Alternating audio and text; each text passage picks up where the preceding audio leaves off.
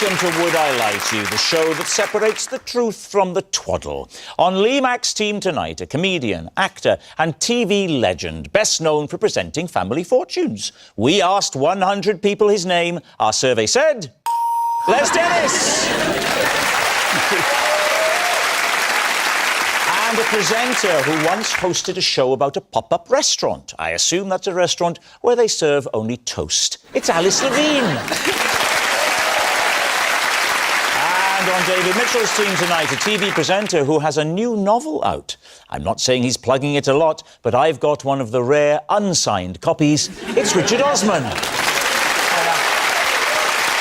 And a comedian who used to work in the complaints department for Ofcom. Let's see if she can give her old colleagues a bit of work tonight, shall we? It's Lou Sanders. We begin with round one, Home Truths, where our panellists read out a statement from the card in front of them. To make things harder, they've never seen the card before. They have no idea what they'll be faced with. It's up to the opposing team to sort the fact from the fiction, and Richard is first tonight. At school, because of something I once had in my lunchbox, I was given a 7-syllable nickname. Lee's team. You strike me as the kind of kid that you would have had a 1-syllable nickname.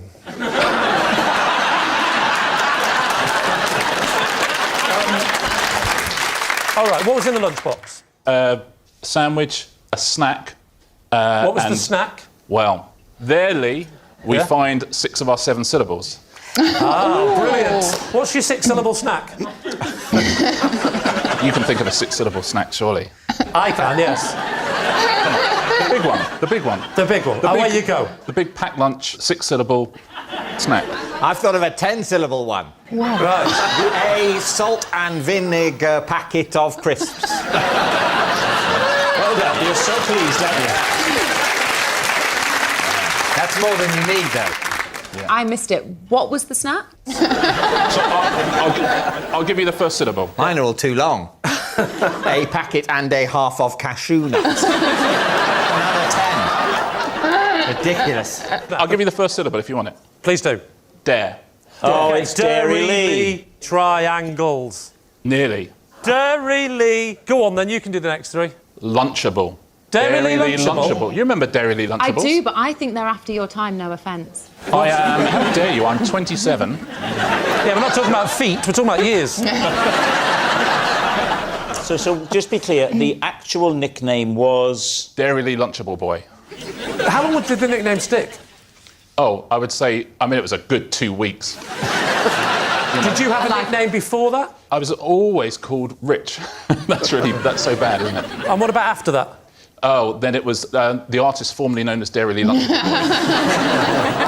Boy. Were you the tallest kid in the year? Yeah. And they didn't think there was a tall nickname that would be more relevant for you? When it comes to those nicknames, the decision-making process is very disordered. Yeah. There's no meeting where someone gets to go, this is ridiculous, this child is extremely tall, and yet we're focusing on a snack. I'm thinking that, say you're on the playing field, you're playing football, it's a long nickname to say pass the ball, isn't it? Dairy Lee Lunchable Boy. That was not my nickname on the football pitch. What was that? What was that? Sub. All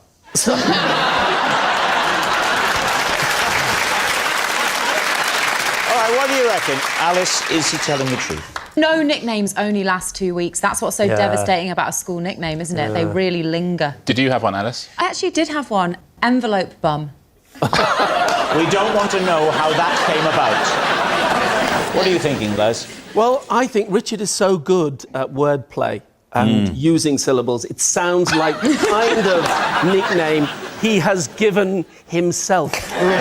Lee, what are you going to say?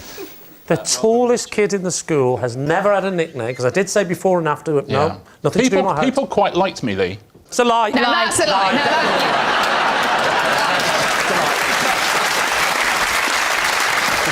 Richard, they're saying that it's a lie. Were you telling the truth or were you telling a lie? It was a lie. Yes, it's a lie. Richard wasn't given a 7-syllable nickname at school because of something he had in his lunchbox. Les, you're next. Right. After an incident in a hotel room, The crew of Celebs Go Fishing wrongly believed I was having a breakdown. David's team. I mean, it might be the truest thing I've ever heard, Les. Who were you on with, Les? There was, let me see, Ian Botham, Fern Britton, Linford Christie, and lovely Shane Lynch from Boyzone. So you're doing this fishing show, and what happens? And one day I had to go back to my hotel room because the next job I was doing was a TV drama. So I had to go and do a Zoom read-through. It's a tribute to your versatility, I must say, that on the one hand... Oh, I thought you were going to say, a man of his age could use Zoom. It's a tribute. It's a tribute to a man like you can even turn a computer on.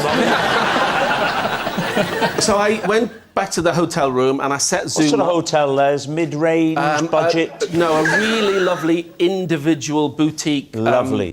We were in Scotland. So, and they got it right? Yeah. Because some hotels, they get it wrong. Really, really lovely. Rob, are you doing an interview for a website? I'm getting some colour, I'm getting some background.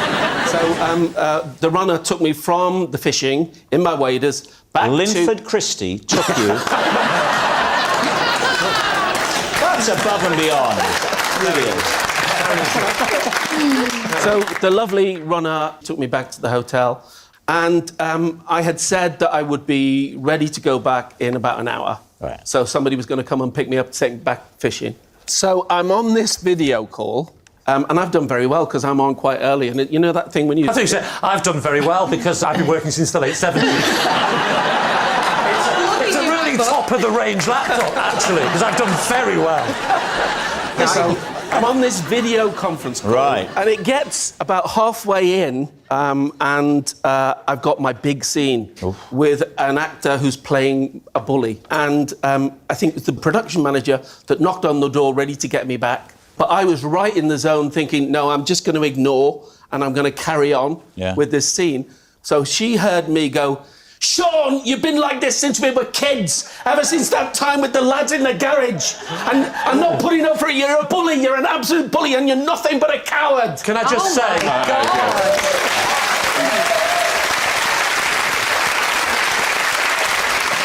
I'll tell you what, all I can say is thank God it was a straight offer and not an audition. So you're shouting and screeching, yeah. And she's thinking, oh, my God, Les Dennis is having a breakdown. Oh. And so she goes downstairs to call the producer. I find out later, and she calls and says, I think Les is having a bit of trouble because he's wandering around his room shouting to this bloke called Sean, and there's clearly nobody there. It's just him ranting on his own. And the producer's going, oh, not again. What are you thinking, Lou? I think it's truth. You don't just think it's true, you think it's truth. I think it's true. But then again, I'm not really sure. What do you think? I believe anything Les says. Well, that could be a weakness in our position playing this game tonight. David, you are captain of the team. What are you going to say? They think it's true. I think it's true as well. And if it's not true, I can only hope that you will be offered a drama like that if you haven't already been, because that was a great audition for it. So. Les, were you telling the truth or were you telling a lie? I would like to say that I was telling the truth. Oh. Yes, it's true. The crew of Celebs Go Fishing did believe Les was having a breakdown. Lou, you're next. OK. A singing coach once refused to give me lessons because he said my voice was so bad there was nothing he could do for me. Please, team. Gosh. How old were you, Lou? About 25? So quite recently, then? Yes. I'm kidding. Did you sing a song to exhibit your skills? Yeah, he had a microphone in the middle of the room and said just, belt out of tune to see where I was at, sort of musically. What was this for? I was in a band, yeah. What was the band? Jeff Leppard. Jeff Leppard. What is that? Is that a Def Leppard tribute band? No, just five girls having a nice time. But it wasn't a tribute band. We did 3 of our own Def Leppard songs, and we did 1 Def Leppard song as a nod. Do you remember the titles of any of those songs? Rocking in the Evening with my friend called Stevening. I didn't know that was one of yours. How did that go? Rocking in the evening with my friend called Stevening. I mean, the range is incredible. You couldn't let the producers know that Lou's having a breakdown, could you? Was it the band's idea to send you for singing lessons? Yeah, so it's just And how me. did that conversation go? Was it awkward? No, because I knew that I was sort of limited in certain areas. I was a great front man. What do you call it? A front lady? That sounds rude. You're a great band, but I don't like the look of your front lady.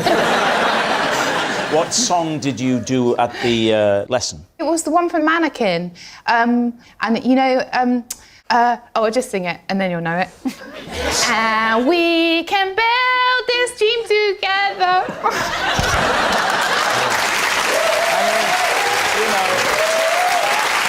There were certainly some of the notes. I think I need to stop you there, Rob. It's true. Yeah, but she could be good at acting. But Perhaps she's maybe got the I'm voice of an bluffing. angel and she's lying. La la la la la la la la la la. I don't know, Les. I now think it's a lie. I think it's a lie. You think it's a lie? I'll go with my team. OK, saying it's a lie. Lou, truth or lie? True. Yes, it's true. Our next round is called This Is My, where we bring on a mystery guest who has a close connection to one of our panellists. Now, this week, each of Lee's team will claim it's them that has the genuine connection to the guest. It's up to David's team to spot who's telling the truth. So please welcome this week's special guest, Roger.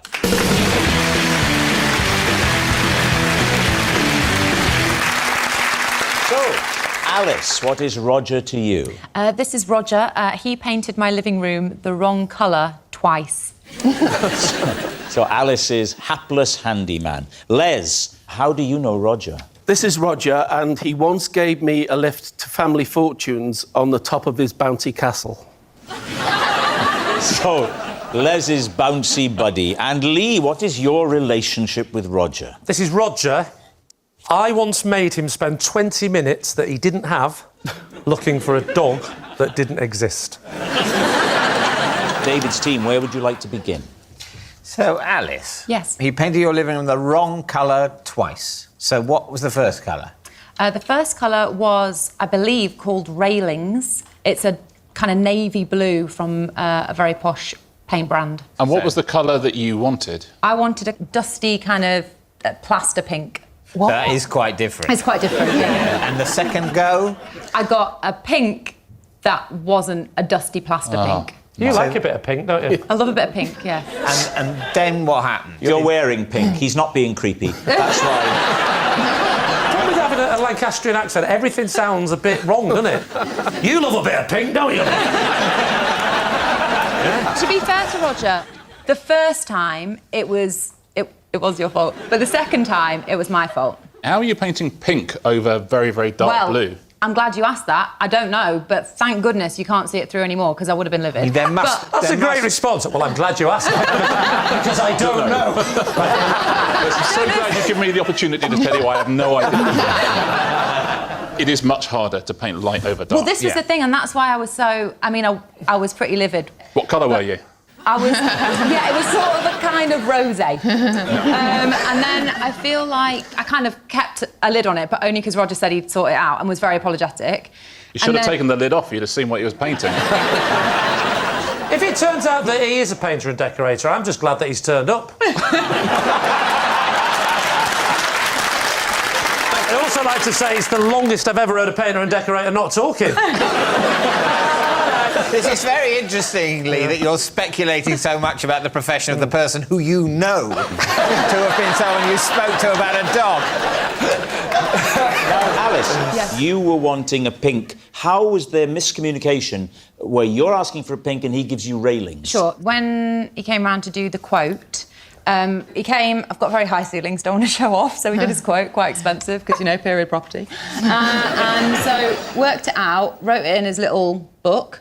Then I went away, then he did his stuff. So that's how I think it was just next to another customer's decision. Right. So you first called him out on it when you saw the railings up on the wall? Yeah, so that's when he was very apologetic and said, I'll sort it as soon as I can. So what went wrong the second time? So the second time, I sent a link to the new colour. Yes. But I sent a link to a colour that I'd been considering. Yes. When you're swatching it and everything. Yes. So that's when it's That my was fault. your error. So That was my error. So did you have to pay for the second Well, now one? I just live with that colour. Oh, you just left it up? Well, because we've been doing this for about 3 years now, haven't we? It's taken forever. You've got Big- really high ceilings. All right, who would you like to quiz next? So, Les, the lift on the bouncy castle, how did that come about? Roger worked on Family Fortunes. You know, people always say to me, where do you get those families? Well, Roger was one of the guys that used to get the families.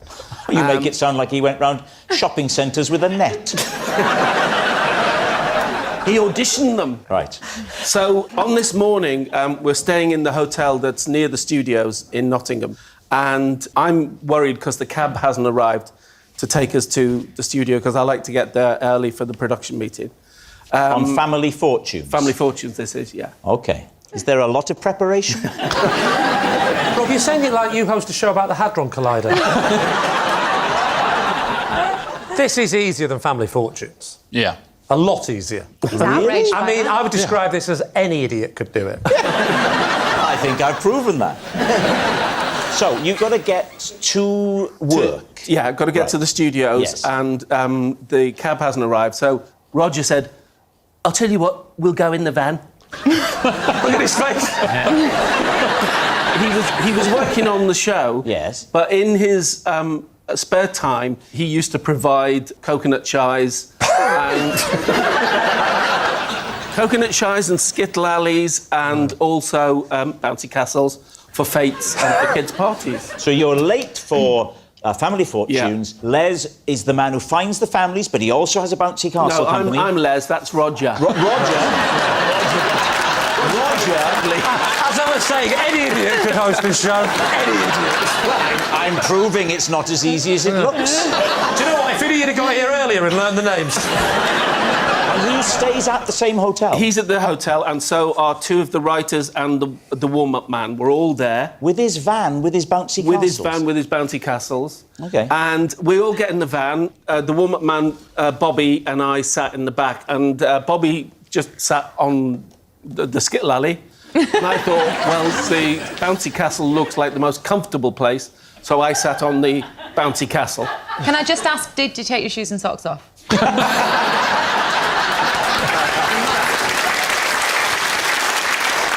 It wasn't fully up, it was deflated. So we get in the van, and when we get to the studio, the security man doesn't come out first, so Roger gets his bugle out. And Yes. goes... Why has he got a bugle? Wait, well, Roger is a musician as well as having this leisure cabinet. So he plays the bugle, and the security guy comes out and says, "What have you got?" And Roger says, "I've got two comedy writers and a warm-up man and a game show host in the back." And I actually said, "If it's up there, I'll give you the money myself." Oh, come on! All right. Now, what about Lee? Yes, so remind Lee, us, remind Lee, us. what is it you're claiming? I once made Roger spend 20 minutes that he didn't have looking for a dog that didn't exist What was he late for? for work. And What does does he do? work as? Bouncy castles. We've already been through that. He's got another job as well as the bugles, the bouncy castles, and the taxi service to Family Fortunes. And the painting. And the musician. He's absolutely recession-proof, isn't he? He also works at a lockkeeper's cottage. A lockkeeper's cottage. He's a lockkeeper. Now, what about this little dog? Yes. What little dog? The little... Oh, the dog, yes. I was having a walk, as is my right. I mean, who's going to stop me? It's an open prison. Yeah. You do what you want. So now I'm having a walk in my local park, and I was caught short. So I popped into an enclosed area of trees and bushes. Yeah. And I did what I needed to do. Number 2? I can't remember which tree it was. I saw a little dog appear.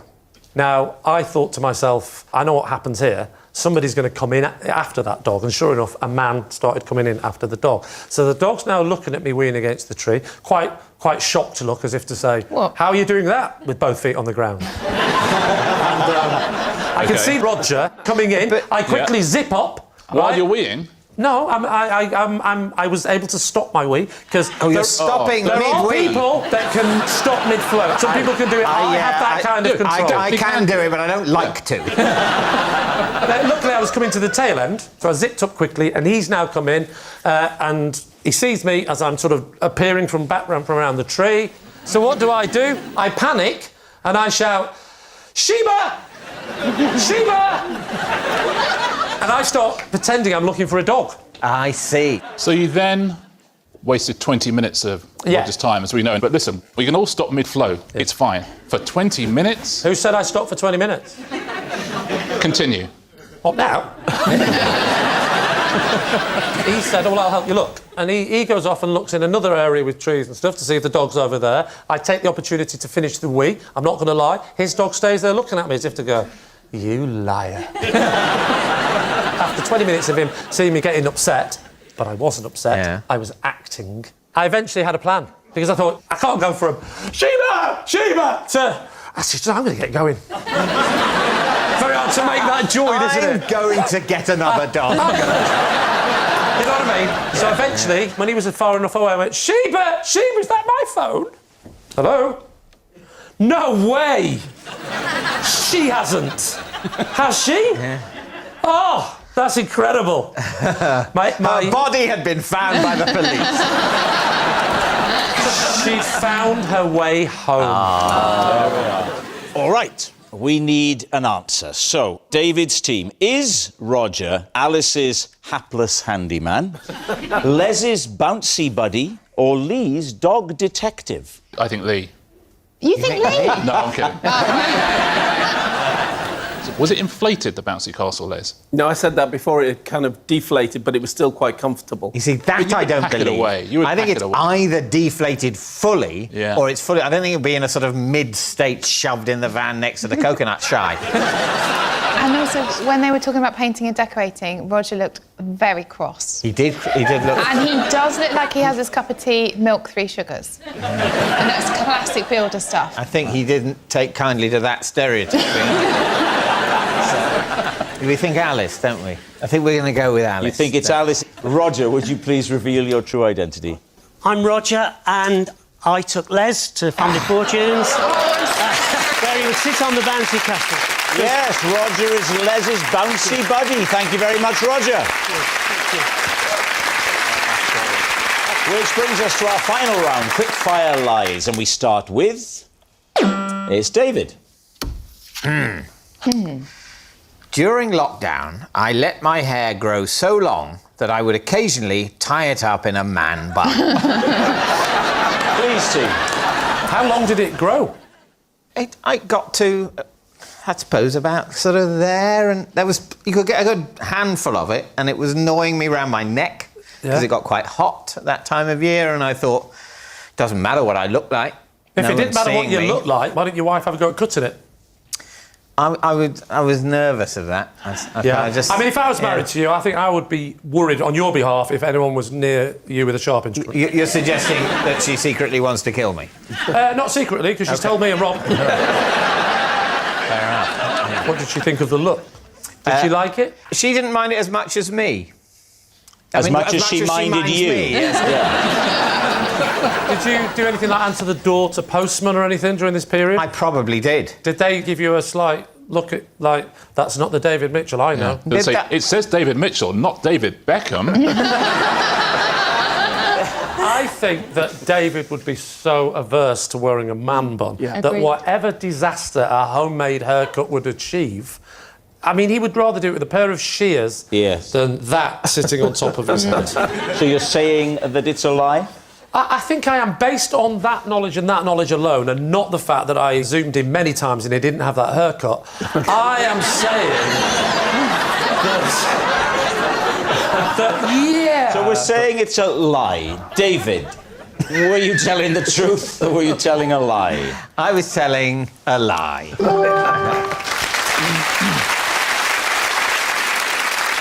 Next, it's Les. I like to keep my old fingernail clippings so I can use them later on. David's team. What do you use them for later on? Well, if I've had a sandwich and I've forgotten to get hold of a toothpick. So you keep your old fingernail clippings. I kind of get, if I get a really good one that's got a nice hook in it, Yeah. then I'll save it for later. Save it for later. As you cut your fingernails, you're thinking ahead for when you might next need to pick your teeth. Yeah. But you don't think another way of thinking ahead would just be to have some toothpicks with you all the time. But the thing about toothpicks is they don't quite get in, do they? They kind of... Les, are you single at the moment? Now I'm married for the third time. Oh. Yeah, he's already told you twice.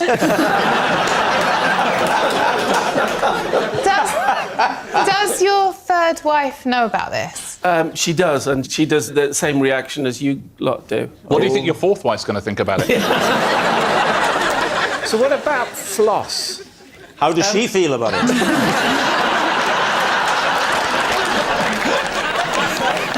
All right, Richard, what are you thinking of this? I'm appalled. It's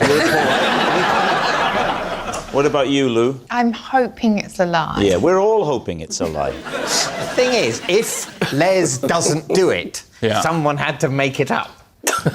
Yeah. And I almost think that's sort of equally unlikely that someone in their job in television thought, I tell you what I'll get Les Dennis to say on TV. That he cuts his fingernails and uses it to pick his teeth. Somebody- And I think that's almost as perverted as actually doing it. What are you going to say? Truth or lie? We're going to go lie. Yeah, OK, We'll you're go saying lie. it's a lie. So, Les, it was a controversial one. Everybody's on tenterhooks. Yeah. Truth or lie? It is, and I promise not to do it anymore now.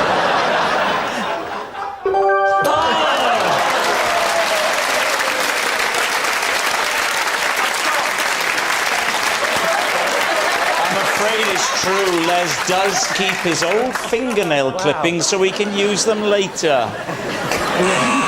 Oh, that noise signals time is up. It's the end of the show, and I can reveal that David's team have 2 points, Lee's team have 4 points. Thanks for watching. We'll see you next time. Good night.